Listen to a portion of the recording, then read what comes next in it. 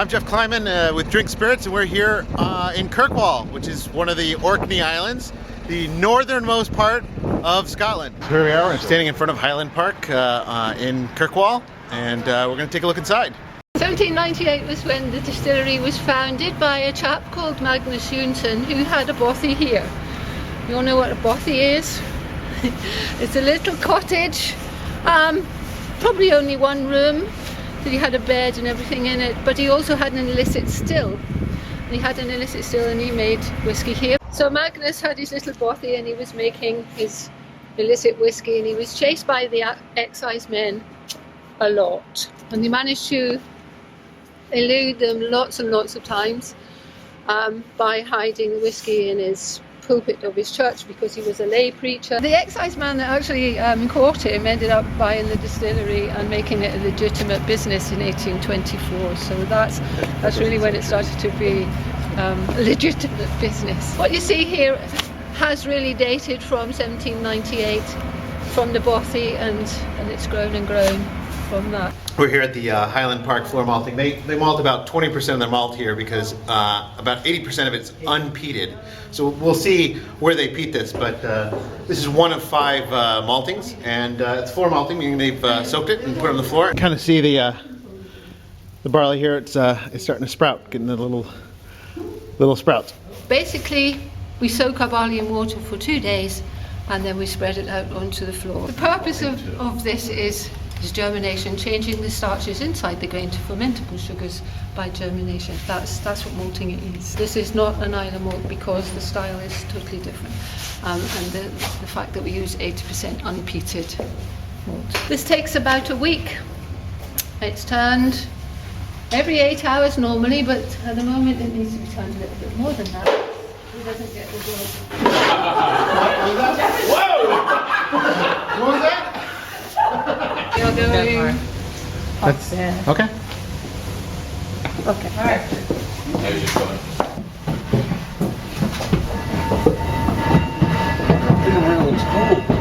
Yeah. We're going on up here.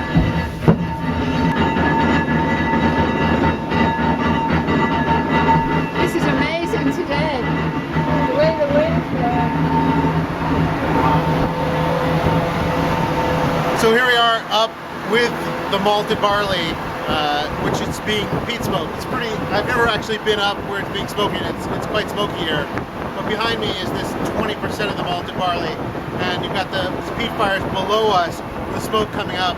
It's really incredible. The smoke is both horrid smelling, but also nice smelling at the same time. I mean, it's very deep smoke. I've actually technically been peated here, and it's actually pretty cool. This is what the floor looks like underneath the barley that we were just looking at. This is another peating room that has no barley in it. You can see the grate actually where the barley rests upon.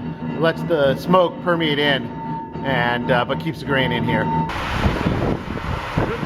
Behind me is the pagoda where the peat smoke comes and emanates from. You can see it up there. That's the peat smoke, and here it's a little less intense than it was over the barley. But it's an amazing thing to peat barley.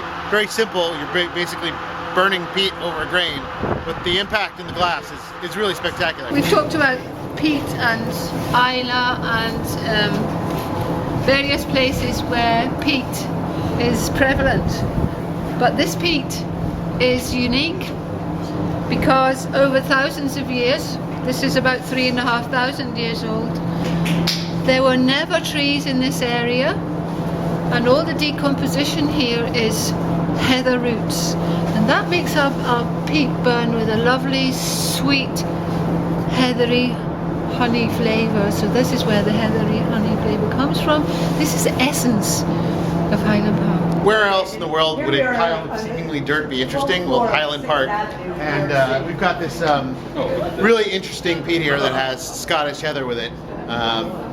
It smells still like dirt, but the truth of the matter is when you burn it, it's going to smell differently than you would the peat from, let's say, Colila or Lagavulin. You can see one of the big things here is it's a lot lighter. I mean, that's the most visual thing. The peat that you see on Isla is black and dark, and this is a lot lighter. And you've got, again, the root matter here, you've got some really interesting stuff going on.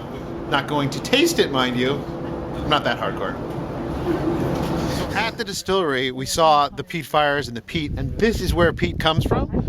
You've got Scottish heather on top, which is decomposed over hundreds of years, sometimes thousands of years. And as you look down, it gets darker and darker and darker. And it's the same kind of plant matter that ultimately becomes coal. Peat was something that was actually used to stoke fires and used as fuel. But in the whiskey world, of course, it gives us that great flavor, that great smoky flavor. They shear it off, then they dry it, and then they bring it back to the distillery to fire it up. Get it way in there? Yep. There you go. I know you got like the multi-layer. He got everything, a little bit of everything.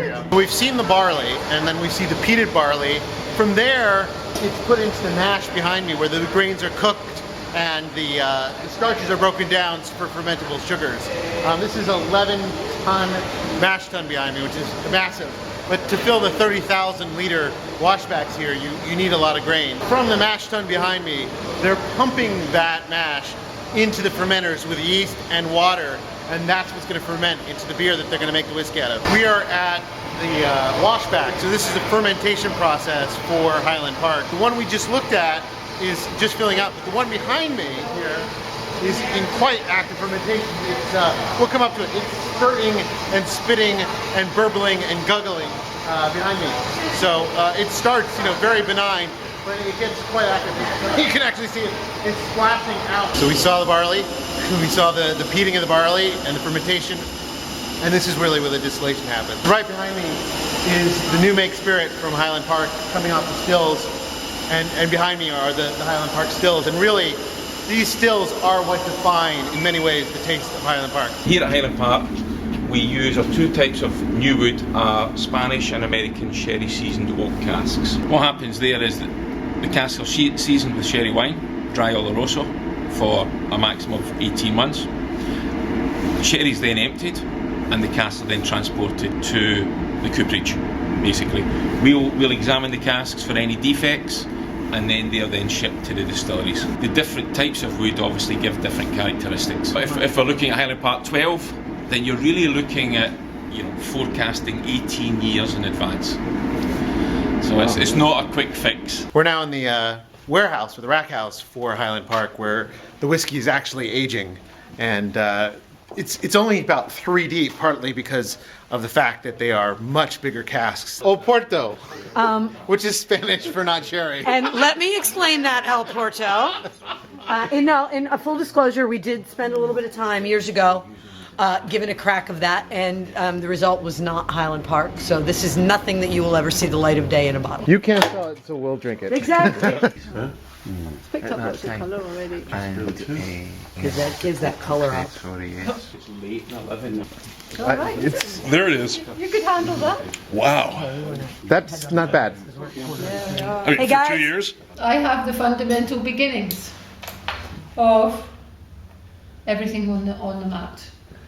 I have new make spirit, and I have Oloroso sherry. A lot of you be used to vertical tastings where we go to the top and finish with the best and last. I'm going to finish with 18 because the 18 stands up to all this other flavours in the mouth. If you go this way, by the time you get to 40, you're totally confused. So we'll go from 12 to 40, and then we'll work our way down. So 12-year-old then, classic style, balanced, lovely sweet nose with that hint of smoke. And it is really important to chew it rather than just sip it, because the chewing just puts the flavours all around your mouth, and you will get all kinds of things happening, lots of layers of flavours coming through. We've got this lovely sweetness followed by that lovely smoky finish. And it's a long finish. 18-year-old for me is Orkney in the glass. Wow. It says absolutely everything that we've talked about today, from the malting to the peating to the saltiness in the air to the heather honey sweetness. Everything is in this glass. That's why it was named the best spirit in the world, because it did something different. Big, effervescent Your mouth just waters. Water. Like, And then it draws your cheeks together and it's dry. But it still leaves the flavours behind. A dry whiskey sometimes will die because the flavours have gone. But this one, all the flavours are there and it just keeps going on and on. So that's Highland Park. In my opinion, really one of the best whiskeys in the world. Really an exceptional distillery in an exceptional place here in Kirkwall. Be sure you like this video and subscribe to our channel. We do these videos for you, so leave some comments and let us know what you like. I'm Geoff Kleinman with Drink Spirits. Thanks for watching.